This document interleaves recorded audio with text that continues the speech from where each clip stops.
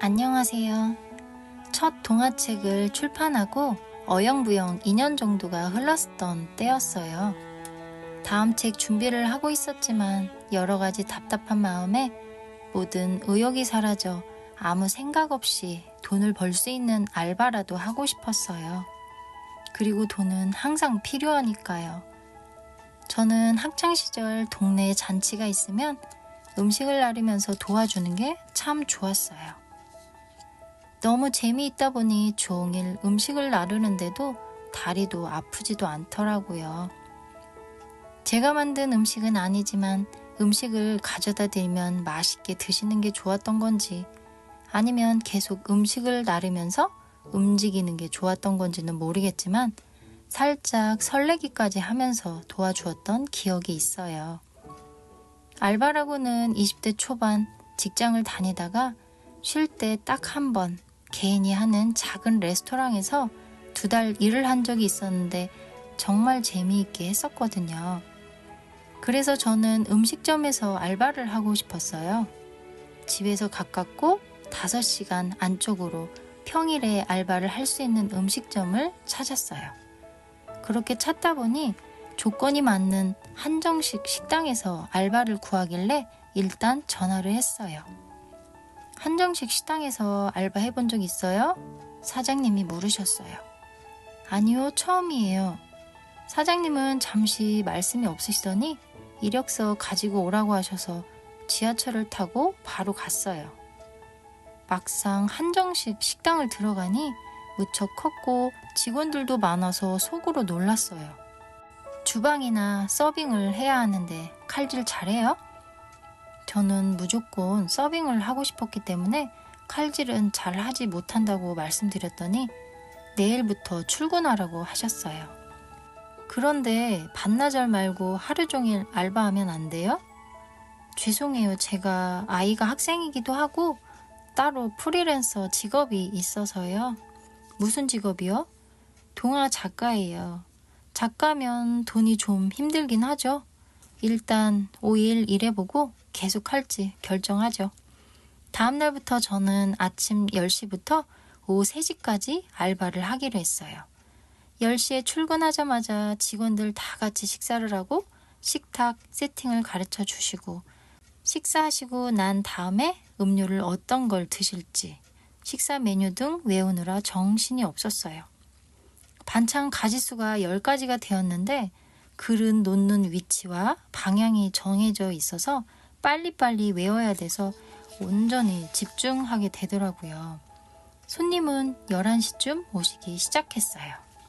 룸과 테이블 동시에 받는 손님이 100명 정도가 되다 보니 첫날은 정신도 없는 데다가 외워야 할 것들이 있어서 정신을 바짝 차리지 않으면 안 되었어요.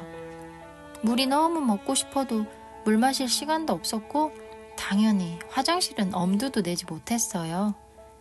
2시 30분쯤 점심을 먹고 잠시 휴식 시간을 갖고 앉아있는데 다른 분들이 저에게 식당에서 얼마나 일을 했냐고 물어보셨어요.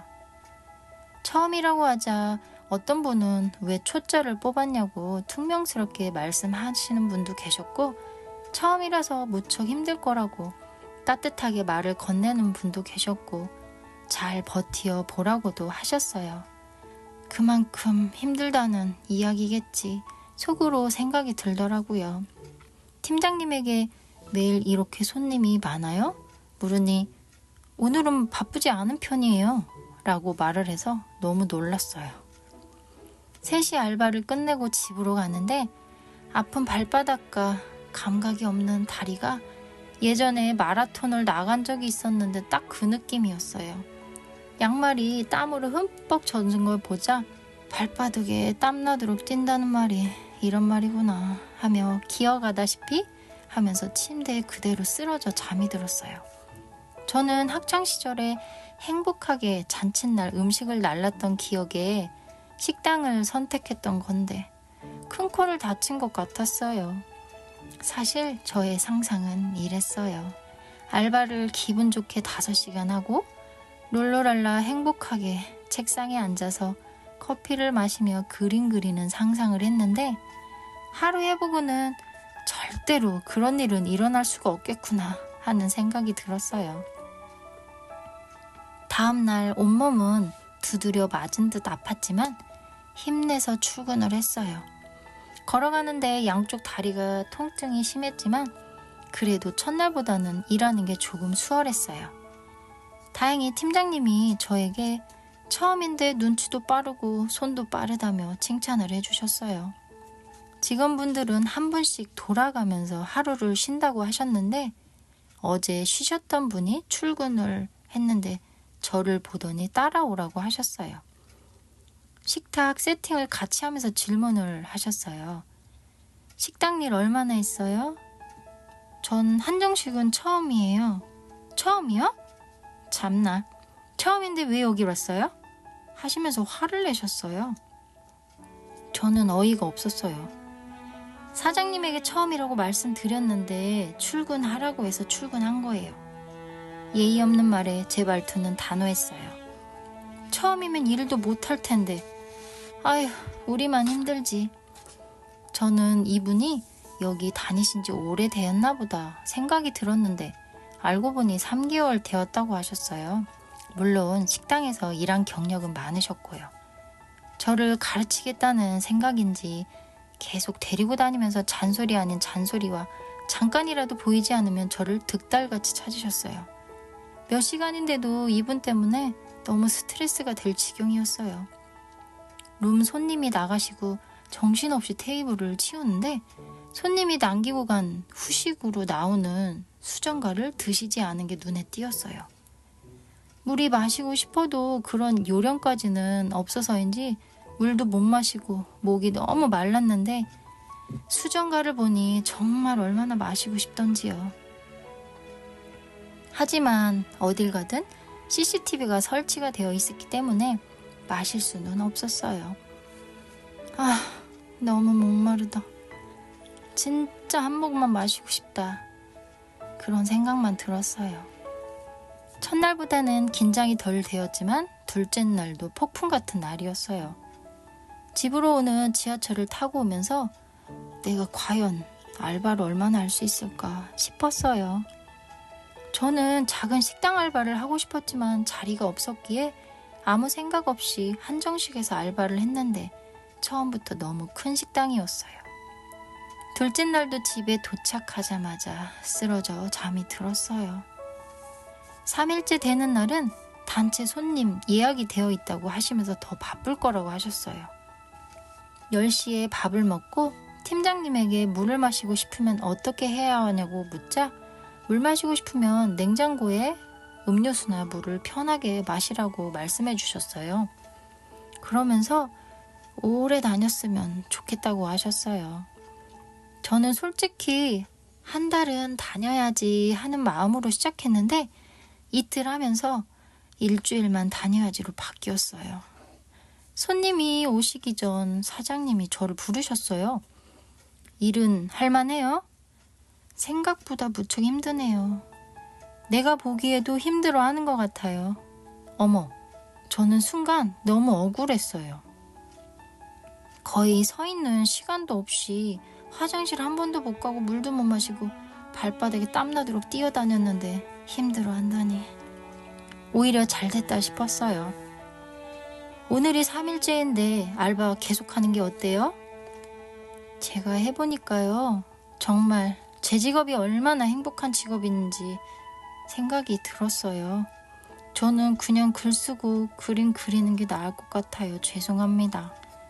제가 너무 쉽게 생각했어요. 죄송합니다. 그래요. 할 수 없죠. 사실 엄마와 여동생은 첫날부터 왜 힘든 일을 사서 고생하냐고 당장 그만두라고 난리였어요. 단체 손님 때문인지 2시 30분까지 잠시 서 있을 시간도 없이 뛰어다녔어요.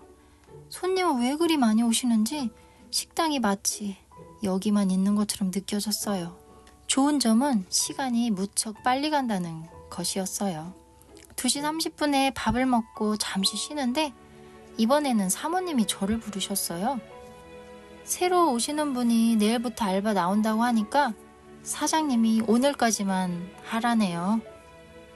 네, 순간 기분이 상당히 나쁘긴 했지만 너무너무 좋았어요. 감사하다고 말을 하고 싶을 정도였어요.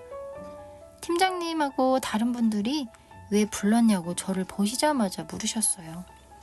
내일부터 새로운 알바 하시는 분이 오신다고 사장님이 오늘까지만 하라고 했더니 사장님 욕을 하시더라고요. 저를 힘들게 하셨던 분이 저에게 식당 알바 안 하면 뭐 할 거냐고 물으셨어요.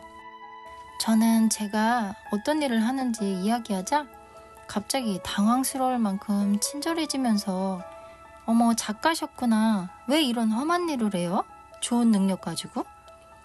작가 말만 좋죠. 돈은 잘 벌지 못해요. 제가 돈도 필요해서요. 그래도 다음부터는 절대 이런 일을 하지 마세요. 그분 말씀에 너무 감사했어요. 저를 잘 훈련시키고 싶어서 일부러 모질게 대하셨던 것은 아닐까 하는 생각이 들었어요.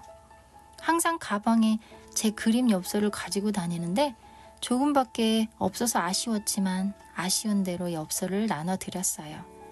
너무 예쁘다고 하시면서 다들 좋아해 주셨어요. 그러면서 식당 알바는 할 생각도 하지 말고 좋은 능력 좋은 데 쓰라고 하셨어요. 그 말씀을 듣는데 뭉클하고 너무 감사했어요. 5일은 다니고 싶었는데 갑작스럽게 그만두어서 조금 아쉽긴 했어요. 그만두고 집으로 오는 길은 뭐든 그렇게 예뻐 보일 수가 없었고 아픈 다리도 깃털처럼 가벼웠어요. 집에 도착하자마자 쓰러질 듯 피곤했지만 자는 시간이 아까워서 커피를 만들어 책상에 앉았어요. 책을 읽고 글을 쓰고 그림을 그리면서 평범한 일상을 보내는 날들이 얼마나 감사하고 햇살이 잘 들어오는 책상에 앉아서 그림을 그리면 가끔은 꿈을 꾸는 것 같다는 생각이 드는 이 마음이 얼마나 행복한 건지.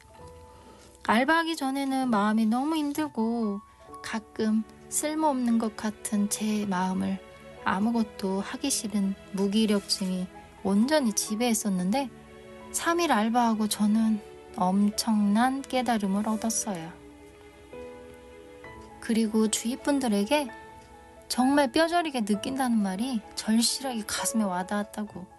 제가 얼마나 행복한 일을 하고 있고 얼마나 복에 겨 사는지 알게 되었다고. 어쩌면 알바를 한 게 정신 차리라는 것이었는지 모르겠다고 하면서요. 지금 이 순간도 지나고 나면 기억이 된다. 산다는 것은 기억을 만들어가는 것. 우리는 행복한 기억을 원하지만 그 시간은 그 바램을 무시하기도 한다. 일상은 고요한 물같이 지루하지만 작은 파문이라도 일라치면 우리는 일상을 그리워하며 그 변화에 허덕인다. 행운과 불행은 늘 시간에 매복하고 있다가 우리의 의지와는 상관없이 달려든다. 우리의 삶이 너무도 약하여서 어느 날 문득 장난감처럼 망가지기도 한다. 언젠가는 변하고 언젠가는 끝날지라도 그리하여 돌아보면 허무하다고 생각할지라도 우리는 이 시간을 진심으로 살아갈 수밖에 없다. 슬퍼하고 기뻐하고 애달아하면서 무엇보다도 행복하기를 바라면서 고통으로 채워진 시간도 지나고 죄책감 없이는 돌아볼 수 없는 시간도 지나고 희귀한 행복한 시간도 지나고 기억되지 않은 수많은 시간을 지나 우리는 여기까지 왔다. 우리는 가끔 싸우기도 하고 가끔은 격렬한 미움을 느끼기도 하고 또 가끔은 지루해하기도 하고 자주 상대를 불쌍히 여기며 살아간다. 시간이 지나 또 돌아보며 이때 나는 나른한 졸음에 겨운 듯 염치 없이 행복했다고 할 것이다. 그러나 여기가 내 시간의 끝이 아니기에 지금의 우리를 해피엔딩이라고 말할 수는 없다.